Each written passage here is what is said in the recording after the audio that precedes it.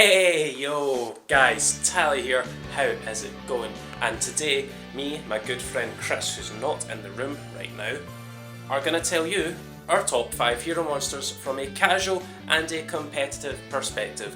And with Magical Hero on like right on the horizon, which by the way there's good news about that, with that being right on the horizon, heroes are about to get that little bit more competitive. So let's talk about it, share some memories, share some thoughts, and learn a couple things. Alright, by the way, the sun's pure in my eyes. Why don't you get sunglasses? Because they're bright orange.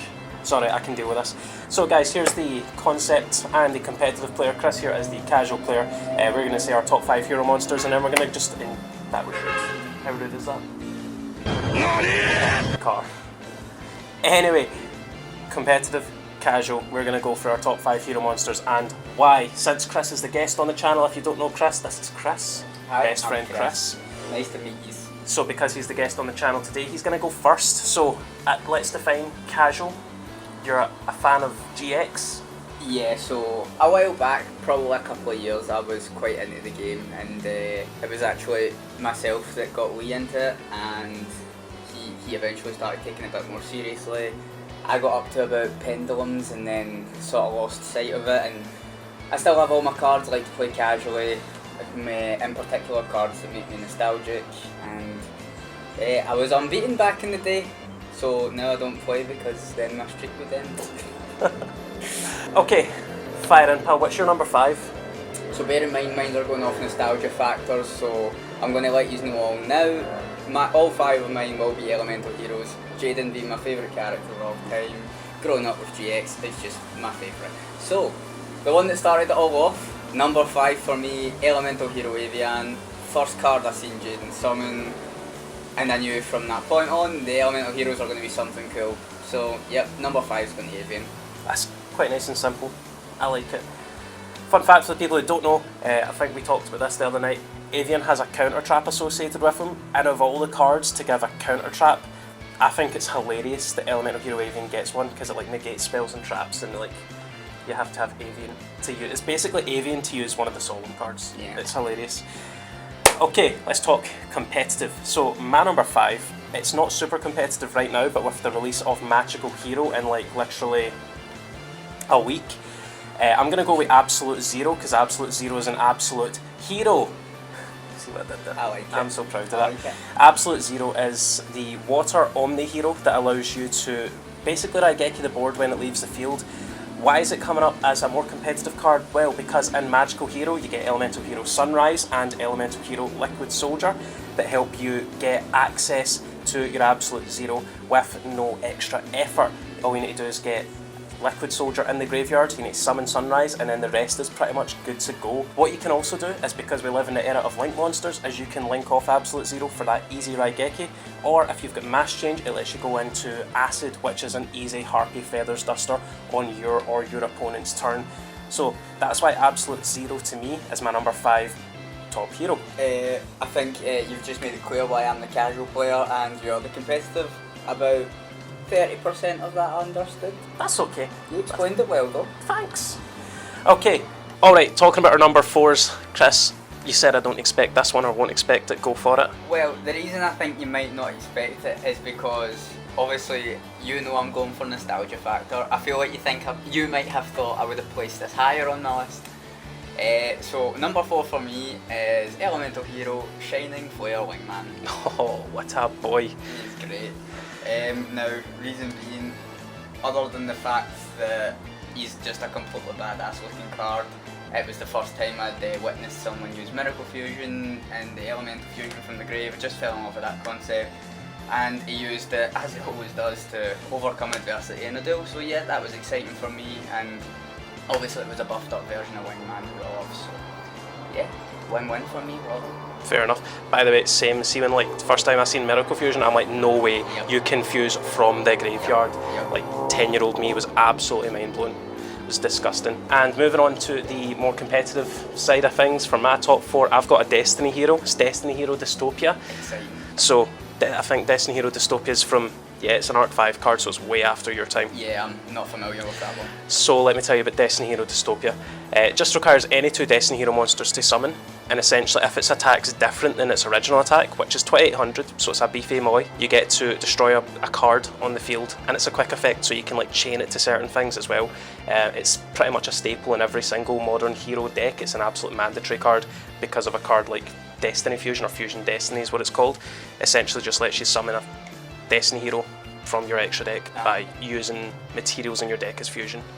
So not only is it easy to summon, but it's easy to make live because there's another card in the combo called Dynatag that lets you buff its attack points, so you can attack, pop a card, and deal big damage. Nice, I like it. Yeah, it's pretty sick. He's one of my favourites. Well, that's why he's on the list actually. Funnily enough. Okay, moving on to number 3, our halfway point. Chris, you do you think. Okay, so this is one I'm not really sure how anyone's going to react to, but for me, the reason I'm picking this card is, as I'm sure many people agree, one of the most exciting things about a show is when you see someone in the show that you love overcome adversity. So number 3 for me is Elemental Hero Neos. Just the introduction of the Neospatians for him to beat the Destiny Heroes. In fact, I'm going to rewind a little bit. Firstly, the introduction of the Destiny Heroes, wow, amazing. Just the way it was done, starts off as Elementals and then boom. Pure spanner in the works. Exactly, it's just, I was shook. And then, not only that, you see Jaden get beat and you're just like, and then, yeah, as I said, when he gets Neos and he starts fusing with the Neospatians, just gets really great. And yeah, Neos became a staple in my deck and I loved them and do to this day. And honestly, like some of the like Neospatian fusions and Neos fusions are ridiculous. Yes. See the ones that require like free materials, they're always ridiculous. And I still to this day remember the first time I contact fused against my friend and he was just baffled. So yeah. Yeah. Okay. My number 3. It's a fairly recent card as well. It's Extra Hero Cross Crusader is the name.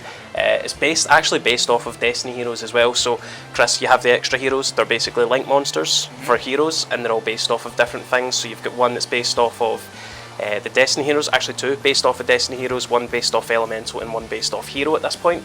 And what Cross Crusader does is, when it's summoned, it summons back a Destiny Hero from the graveyard for free. Okay, so then you can use it to activate its second effect, where you tribute, I think it's just a Destiny Hero or a hero, to search any hero monster. So the thing about heroes from when you really played is that it's not elemental hero decks, it's just hero decks now. So you can grab pretty much any hero cards to complete your OTK side of things, and Cross Crusader is like actually so good. I actually hated it because it's the word xenophobic. It doesn't let you play other warrior monsters, it doesn't let you play anything that's not a hero. But being able to search literally any hero when you've got so many good heroes to search, you've got Stratos, you've got Honest Neos, a Dusted Gold, which is really expensive but really good because it's pretty much an OTK in itself. Shadow Mist, you've got loads of good heroes to search, and of course you plus for free. Well, advantage and all that. Hard to argue with that. Yeah, so that's our number 3 picks, guys. Let's go to number 2. Okay, there we are. So, talking about number 2, we're in the final straight, Chris. What you doing? What you doing? I didn't mean to say it like that. I actually meant to say, what are you telling us? Okay. And what are you saying? But it kind of came out at the same time. Okay. Okay. You want my number 2? Absolutely. Got it. Number 2 for me, not sure how it bears competitively, but other than just being an absolute badass card, one of the best episodes ever of GX, the Paradox Brothers duel. So for me, number 2 is Elemental Hero Tempest. I just love him, everything about him, everything about that episode, and he's fused with 3 of my favourite heroes, so he's just amazing. And a card back then with 2,800 attack points, to me that was like basically God. Fair enough. My number 2, he's again a really recent card. It's Evo Hero Malicious Bane. Now, I have always really enjoyed the Evo heroes and the concept of Evo heroes, and that they're kind of twisted versions of the original heroes. And one of the first cards that I pulled from a pack when I started playing again was, I think it's Malicious Edge. It's basically the Evo Hero Blade Edge. Yep. Only requires 1 tribute, piercing damage and all that. And they basically like gave him roids. Okay. So what Evo Hero Malicious Bane does is it blows up any card your opponent controls with less attack than it has But as we said, there's a lot of hero cards that increase attack points, so he can get really beefy and like literally blow up anything under 4k attack points or 3k attack points, however many it has. And then you just go in OTK. Like it says you can only attack with heroes for the rest of the turn, and it's like, okay, I'm only playing heroes, and I win. Yeah, and he's really, like, again, he's really expensive is the problem for a lot of players, but he's really good. He is actually worth the money. He is part of the best version of heroes right now. And of course he's an Evo hero, which like gives him a little space in my heart right here, because I love Evo heroes. Okay, here it is, final hero on our list today. That was really loud. Meme review. So, we planned this literally months ago that we would do this on our Jamaican vacation, and from like the very moment I was like, I'm probably guessing what his number 1 is, so I'm gonna guess it. Oh, this is new to me, I didn't see this coming. Is it Flame Wingman? It is. It is. But tell us why it couldn't be anything other than Flame I need Wingman. to tell you why it couldn't be. So, obviously, even in my head it was obvious. I thought everyone would know my favourite's Flame Wingman. It's as simple as this. From the moment I seen Jaden use Skyscraper and beat Crowler using Flare Wingman's effect, I knew we had something special in our hands. I instantly fell in love with the Elemental Heroes, more so than the original show, which is a huge deal for me because it was my favourite show growing up. And yeah, from the moment I seen him use Skyscraper, Flame Wingman to beat Crowler and that, it was just, I fell in love instantly. So I've used that card in every single hero deck I've ever used since I've seen that episode, and I always will. So yeah, that is why he's my number 1. Fun fact about, do you know how I mentioned the extra heroes earlier? Yep. Okay, so essentially the Evo hero one actually lets you turbo out Flame Wingman, and like I have such a plan for a deck to do that when it comes out, and you can be a big part of that video, friends. Oh,